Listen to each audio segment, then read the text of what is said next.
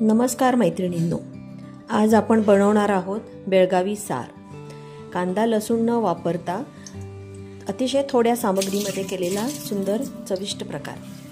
त्यासाठी आधी तुरीची डाळ स्वच्छ धुवून घेतली आणि कुकरमध्ये त्याच्या 3 शिट्ट्या करून घेतल्या।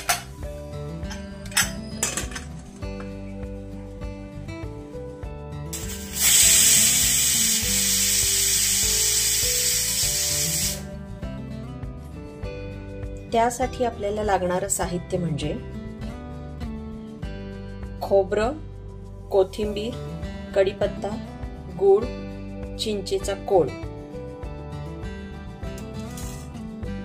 फोडणी, हळद, तिखट, मीठ आणि धण्याची पावडर, शिजवलेली डाळ। एवढ्या साहित्यामध्येच आपण आता सुरू करूया बेळगावी सार।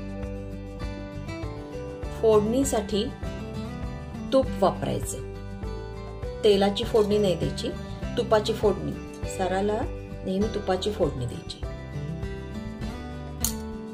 फोडणीमध्ये हिंग,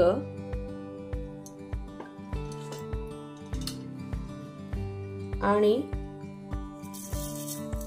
जिरे, मोहरी, तीळ ह्याची फोडणी घातलेली आहे। फोडणी तडतडल्यानंतर त्याच्यामध्ये कढीपत्ता, कोथिंबीर आणि खोबरं घालायचं।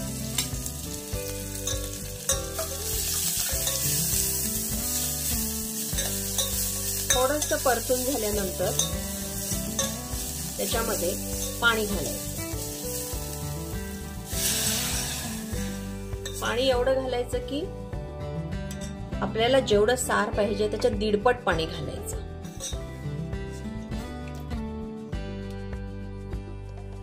पाणी घातल्यानंतर त्याच्यामध्ये हळद, तिखट,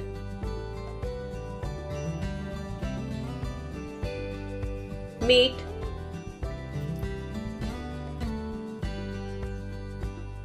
आणि भाजलेल्या धण्याची पावडर घालायची। त्यानंतर गूळ आणि चिंचेचा कोळ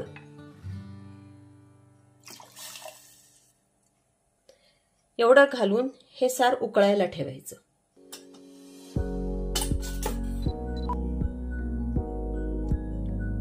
याला छानशी उकळी येऊ द्यायची। ते सार पूर्ण थोडंसं आटायला पाहिजे इतकी उकळी यायची। याला बेळगावी भाषेमध्ये हुळी म्हणतात। हे वेगळं शिजवून घ्यायचं आणि त्याच्यानंतर आपली डाळ त्याच्यामध्ये घालायची।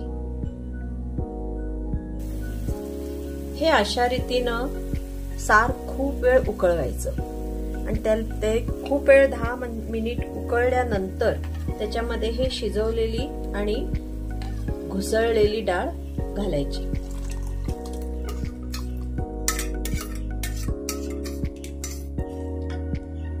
ही डाळ घातल्यानंतर सुद्धा हे सार उकळायला ठेवायचं। हे सार जेवढं उकळेल तेवढं अतिशय टेस्टी होईल। आता हे सार 10-15 मिनिटं उकळलेलं आहे। खरं तर याची पारंपरिक पद्धत म्हणजे डाळ वेगळी वरती शिजवून घ्यायची, कुकरमध्ये नाही, वरती शिजवून घ्यायची। त्या डाळीचा फेस काढून टाकायचा।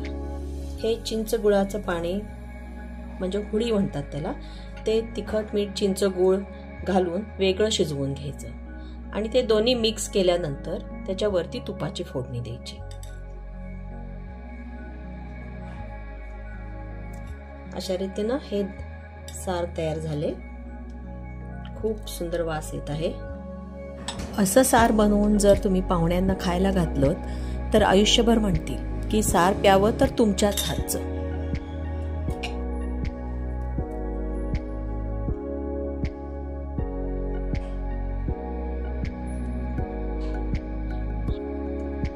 नक्की बनवून बघा। थँक्यू।